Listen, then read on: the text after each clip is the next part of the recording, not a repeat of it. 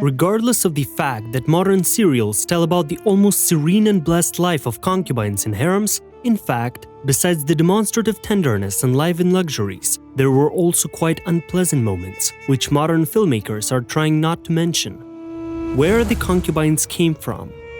Typically, girls became trophies in the course of conquest campaigns. Sometimes they were bought in slave markets. There were cases when parents themselves sold their daughters into harems, hoping that in this way they would provide their daughters with a comfortable existence. And in doing so, the parents immediately signed a paper stating that they had no further rights to their child.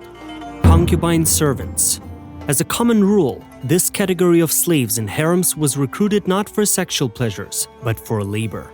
The women were skilled and were used for a variety of tasks and jobs, but mostly for managing the household. They were treated differently, but the masters themselves were not particularly picky. Concubines were severely punished with sticks on their feet for the slightest offense, with lashes. And if a concubine dared to have an affair on the side, she could expect anything from expulsion from the harem and death by starvation, or mockery in the streets to be mutilated to the point of martyrdom. Concubines' girls. The harems of sultans and high officials recruited girls, as a rule, no older than 12 years old. The minimum age was 8 to 9 years old. The girls were taught the rules of behavior, language, traditions, and so on from the very beginning. Their main task was to please their master. It should be noted, today the golden life of concubines in the harem is being actively promoted, including the right to be released after 9 years with rich gifts from the Lord. Indeed, freed girls were sufficiently respected and honored in society, but not everybody achieved such a position. Rules in harem and traditions. In fact, the harem was a golden cage, if we can say so. Women and girls were not allowed to go out on their own or without permission. Moreover, the harsh reality was that either the eunuchs or the official wives of the sultan, or respectively the sultan himself, could enter the harem. Any outsider who was not on the list, just for trying to look at the sultan's slaves, died a painful death, and all the concubines whom he dishonored with his gaze were also to be executed. Those concubines whom the sultan wished to take to his bedchamber were considered lucky. This may have been true in those days. However, we must not forget that slave girls gave birth at the age of 14-15 years old, and the youngest concubine mother, of which there is documentary evidence, gave birth at the age of 12. In this context, a concubine had to give birth only to a boy. Otherwise, if a girl was born, the concubine could lose the sultan's favor for the rest of her life and lose all privileges except for separate rooms and servants. In fact, with few exceptions, the birth of a daughter automatically eliminated the concubine from the list of persons the sultan was willing to pay attention to at all. In other words, the unhappy girl lived out her life as a concubine who was no longer needed. Concubines for the sultan in a cage. This is one of the most brutal traditions introduced by Sultan Selim II. The fact is that there was a so-called Fatih law, according to which the Sultan had the right to execute all his brothers to avoid competition for the throne. But Selim II offered such brothers, called Shehzade, an alternative to murder, living in a place called the cage until death, or the death of the Sultan himself. And in order for the Shehzade to enjoy at least certain benefits, concubines selected from the Sultan's harem were specially prepared for him. The women's ovaries and uterus were cut out beforehand, so that the Shehzade would never have an inheritor. Sometimes, instead of removing the uterus, they simply removed the ovaries, forcing the concubines to use special uterine rings.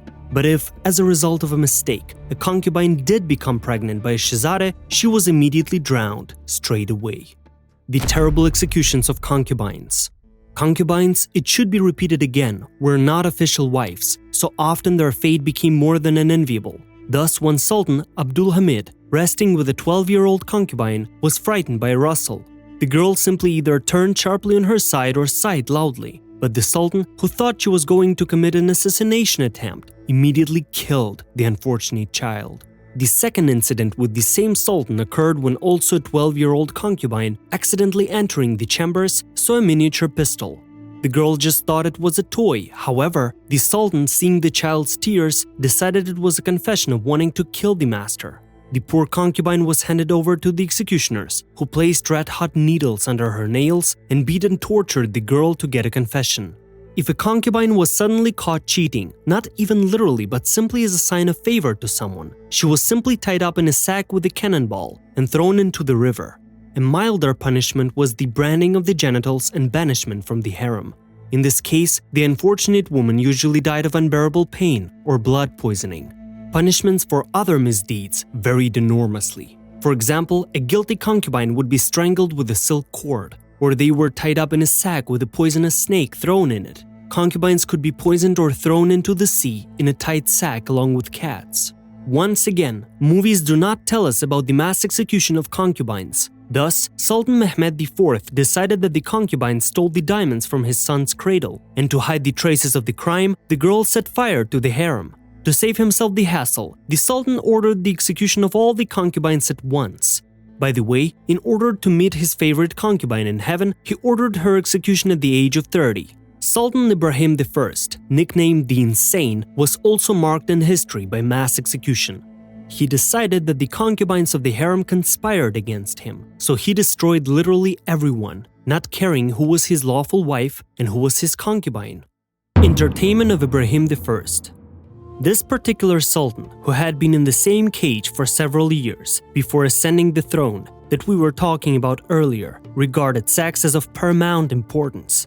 Anyone who offered him unusual erotic play automatically received all sorts of favors from the sultan. For example, the copulation room was filled with mirrors. The sultan forced his concubines to strip naked and act as mares, while Ibrahim himself acted as a naked rider, inseminating the mares as long as he had the strength. During another binge, Ibrahim was really drinking. The mad sultan ordered the drowning of all his concubines, of whom there were about 300 at the time. By some miracle, only one girl, who was picked up by the ship from Venice, managed to escape. The unhappy woman's story was mistrusted, and divers were sent to the place of mass deaths, who confirmed that there were a huge number of sacks at the bottom, each containing a dead woman. Revenge of the lawful wives. Frequently, concubines were killed because of the jealousy of the sultan's lawful wives. There is a well-known case when Mehmed Ali's daughter heard her husband say to the concubine who brought water, "Enough, little lamb." The woman immediately ordered to kill the poor girl, cut off her head, which was stuffed with rice and vegetables, roasted, and then served to her husband for breakfast with the words, "Eat your lamb." Stalking and drug intoxication. Only a few people know that concubines were followed by slave girls who had to react instantly to pregnancy. After all, the mere fact of pregnancy changed the concubine's status at any given time. That's why even pregnancy by the Sultan was not an indicator a child had to be born, carefully concealing the pregnancy beforehand. Otherwise, the unhappy woman would either have an abortion or a miscarriage. As a matter of fact, there were practically no escapes from the harem, for the most ordinary reason. The girls were broken down during the training stage, trampling them in terms of their free will and inner spirit, and often getting them hooked on opium. Therefore, if escaped, the unfortunate concubine would simply die of narcotic withdrawal. And finally, the famous Golden Age series simply does not show that in fact, the fate of concubines depended on the whims of the Sultan. A girl who became dissatisfied could have been trivially murdered by a simple order. They could also execute the unfortunate who grew old, who displeased the Sultan's mother or his lawful wives. Lastly, they could even be executed for laughing at the most inconvenient moment. So do not believe the cinema. Unfortunately, slaves at all times were powerless, and the legends of their sweet and carefree life are just beautiful legends. The reality was much and much more frightening. Thank you for watching this video. Subscribe to Flip Side of History and also leave a like.